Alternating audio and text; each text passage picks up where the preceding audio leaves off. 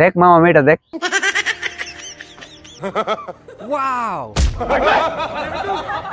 অস্থির, হ্যাঁ সুন্দর আছে, পুরাই আগুন, অস্থির। কি যেন বলতেছিলাম মেয়েটার বয়ফ্রেন্ড আছে। মামা কি বলে? আরে বয়ফ্রেন্ড আছে তো কি হয়েছে? এই মেয়ে কত সুন্দর মেয়ে, এই মেয়ে 2টা বয়ফ্রেন্ড ডিজার্ভ করে। 2টা ডিজার্ভ করলে তাহলে আমি আগাই নাকি?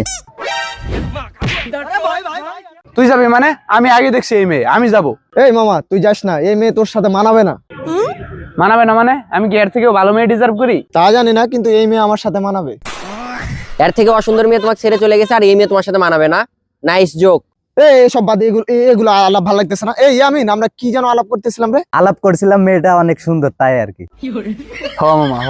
আরে না, কি যেন একটা কথা বলতেছিলাম আমরা। ল আমাদের লক্ষ্য। ও মামা মনে আয় রে মামা, আয় রে। দেখছস মামা, দেখছস কি? মেয়ের দিকে তাকালে আমরা লক্ষ্য ভুলে যাব। প্রমাণ হয়ে গেছে না? প্রমাণ হয়ে গেছে তো এবার তোরা প্রতিজ্ঞা কর। আমি একটু মেয়েটা দেখে আসি। কিরে তোর আবার কি হলো? উফ মামা, আমি যে কি হতাশা আছি রে, এটা হতাশার মধ্যে পুরো। কিসের হতাশা? তোর আবার কি হয়েছে? হতাশা হলো এই যে আমার জীবনের কোনো লক্ষ্য নেই। তোরা কি জানিস আমাদের জীবনের লক্ষ্যটা কি?